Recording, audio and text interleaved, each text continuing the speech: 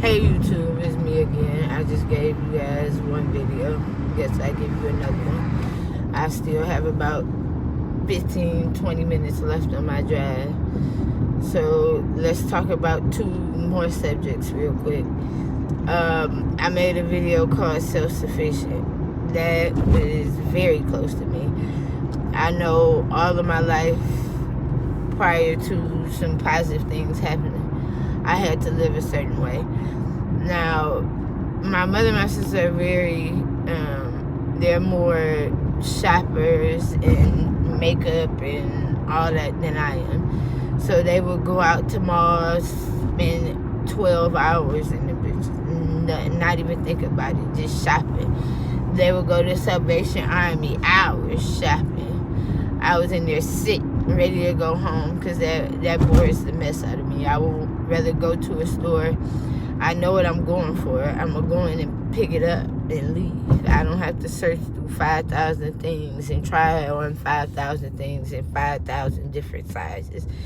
That drives me crazy. And it's certain stuff I hid about myself and I didn't do in front of my family because I was dependent upon them for money. Like, I couldn't hug my boyfriend in front of my father's house. Like, little stupid stuff. Or I had to hide how I felt about things. I have people in my family who are very, very special, who feel certain ways about homosexual people.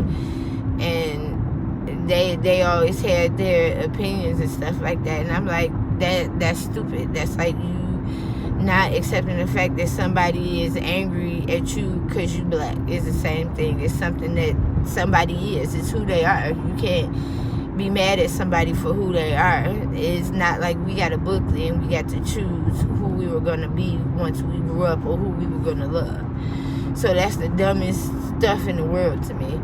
And so I've always, I befriend, I don't choose people based off of age, based off of sexual orientation, based off of skin color. If I befriend someone, I befriend them because of the type of person they are, because I vibe with who they are and their spirit and the energy that they give off. I'm like, this is a good person. I don't do none of that. I don't pick that out. So I have been friends with people that like the same sex. And so certain things I had to hide from them because I didn't want to hear their mouth. I didn't want a 30-hour lecture. And I didn't have the ability to be kind of cut off, in essence, from what they provided for me.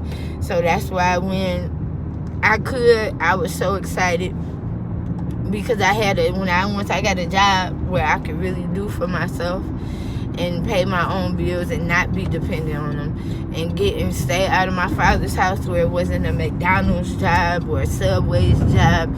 It was a factory job, but it was a factory job that paid good money because at a certain point I had a pretty good skill set.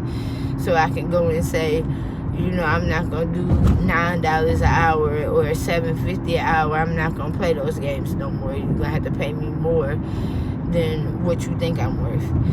I was able to change the way that I raised my son. I was able to raise him the way I wanted to raise him. I wanted to raise him in a setting where he felt open enough to talk to me about anything, where it was always a conversation in most instances, not just a dictatorship. So some things, you're not going to budge on as a parent, but some things, is a possibility of it because I went through it, even though I can't talk from that perspective of I went through it, so you should be able to do it. I could talk from the perspective of knowing how he felt and being understanding rather than being, well, you shouldn't do this and why did you do this, and yelling and busting a vein in the middle of my forehead. I didn't have to do that, and so that left room for him to open up to me about things that he might not have opened up about if it was a household where these are my rules, this is set in stone, and there's nothing you could do about it. It felt good to do that. It felt good to buy my own and not wait on somebody else.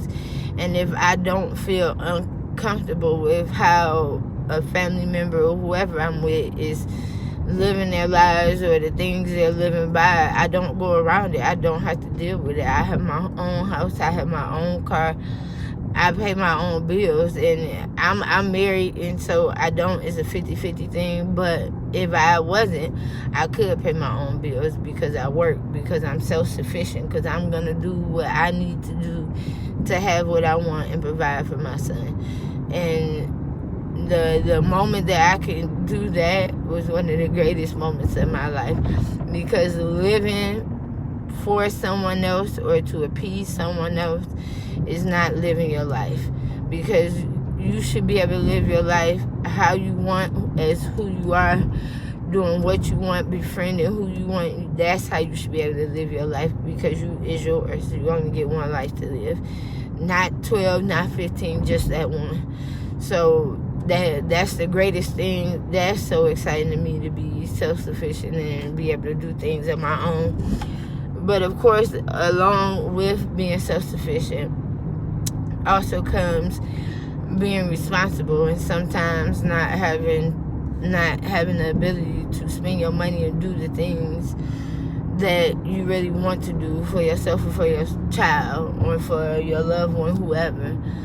And so that leads into the next poem I want to talk about, which is the I Don't Have It. I spent many Christmases prior to finding a pretty decent job, when I was working at McDonald's or Subway or whatever and trying to pay the rent, and I was by myself. And I had my family's help, which kind of hurt me, because I appreciate it, and it hurts me because I'm an independent person. I don't like to need someone's help. The whole self-sufficient side is very strong in me because of my mother.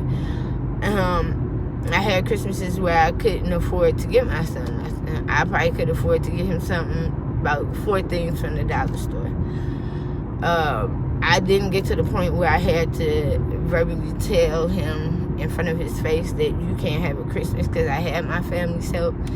But I knew that I wasn't the one that was able to provide it. That the person that brought him here on this earth wasn't able to do what she needed to do for him to make sure he was good, in essence, because Christmas is a big thing as a kid, you know, and they shop it around everywhere in the media. They show it on TV. They have kids talking about it. Oh, I'm gonna get this for Christmas, or I'm gonna get that. Santa Claus and Christmas list. Is an ambulance going by. Let's let them do that. I don't know where you want me to go, Mr. Ambulance say. They have it everywhere, so it's hard for your child not to want, and it's not his fault. And this was maybe up to the age of 7, I had issues providing him Christmas.